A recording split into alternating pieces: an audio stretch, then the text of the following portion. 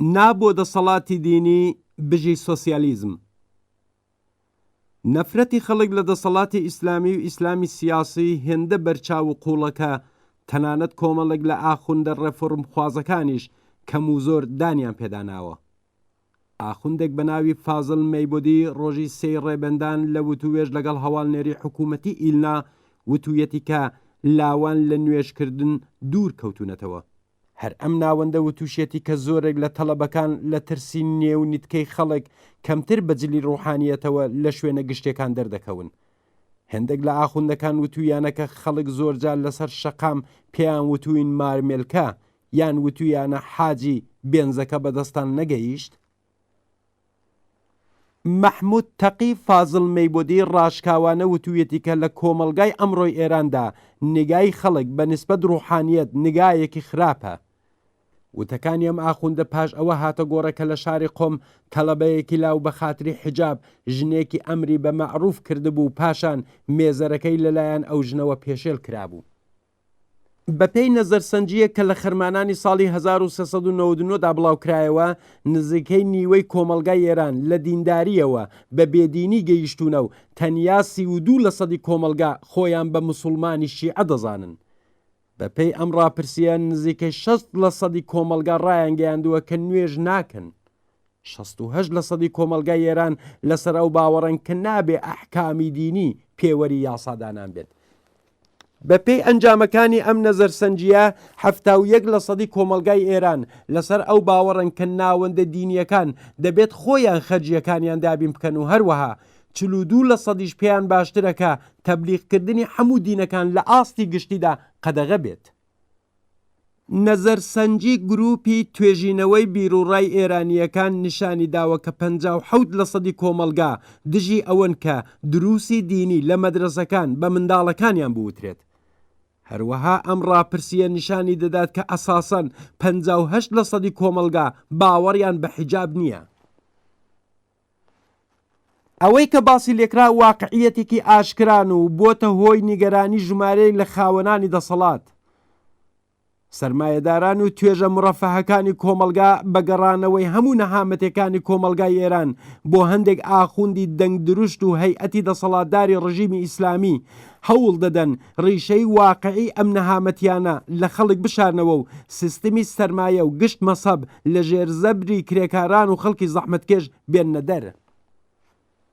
کۆماری ئیسلامی ڕژیمێکی سەرمایەدار و مەسەبیەکە لە کۆتاییەکانی ساڵی 57دا بۆ دەرباسکردنی خاوەندارەتی تایبەتی بورژوایی و سیستمی دەسەڵاتداری پارێزەری بە یارمەتی ئەمپریالیستەکان دەسەڵاتیان زەوت کرد.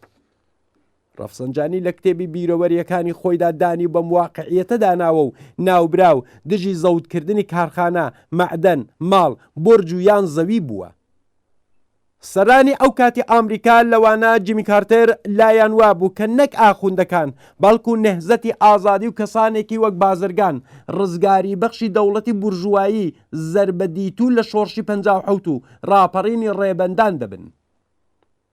خودی خومێنیش ڕاشکاوانەوەتی کە ئەو ناکەوێتە سەروەی حکوومەتەوە.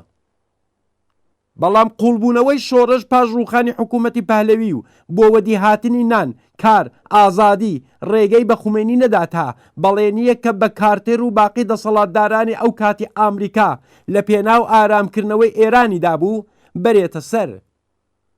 سەرانی کۆماری ئیسلامی پاش 40 ساڵ سەرڕای وەڕێخستنی ئەشکەنجەخانە و جەنایەتێکی زۆر نەیان توانی دەسەڵاتێکی سەرمایەداری ئاسایی دابمەزرێن. هەوڵ بۆ ڕێخستنی چەوسانەوەی توند لە جەرگەی دیکتاتۆریەکی هاریشدا نەیتوانی یارمەتیان بدات. کەوابوو ڕیشەی نەفرەت و تووڕەی خەڵک بەدەر لە ئاخوندەکان لە خودی سیستمی سەرمایەداری و ئیسلامی سیاسیدایە. بەرینبوونەوەی بزوتنەوەی کرێکاران و باقی خەڵکی ئازادی خواز و داخوازی دژە دیکتاتۆری دەخێنەوە. بەرینبوونەوەی بزوتنەوەی کرێکاران و باقی خەڵکی ئازادی خواز و داخوازی دژە دیکتاتۆری و دژە سەرمایەداریان هەر لەم واقعیەتەوە سەرچاوە دەگرێت. نەفرەت لە دەخاڵەتی مەسەب لە دەسەڵات و ژیانی گشتی بە تایبەت ئیسلامی سیاسی بابەتێکی جیهانیە. هەروەها بێباوەڕی بە توانایی سەرمایەداری لە بەڕێوەبردننی وڵاتەکانیش بابەتێکی جیهانیە. لەبەرەوەی کە ئەم سیستمە جیهانی بۆ دانیشتوانی کردوتە شوێنێکی پڕ لە نەهامەتی و دژواری و مەترسی. هەموو ئاڕاستە سەرەکیەکانی بورژوایی لەوانە لیبرالیسم، نێۆلیبرالیسم، فاشیسم و ئیسلامی سیاسی لەگەڵ هەر کردەوە و حرەکەتێک کۆمەلگایان بەرەو هەژاری زیاتر، توندبوونەوەی دیکتاتۆری، گەندەڵی بەرینتر، دژایەتی لەگەڵ ژنان و مافەکانیان و گەلێک نەهامەتی هاوشێوە بردووە. بڵاوبوونەوەی ڤیرۆسی کۆرۆنا لە ئاستی جیهانیدا ئەم بابەتەی ڕوونتر لە هەمیشە نیشاندا. لە وڵاتێکی وەکو ئێران کە دەسەڵاتێکی دینی گەندەڵ، چەوسێنەر و دیکتاتۆر دەسەڵاتدارە، ئەم واقعیەتە ئاشکراتر لە هەمیشە دەبیندرێت.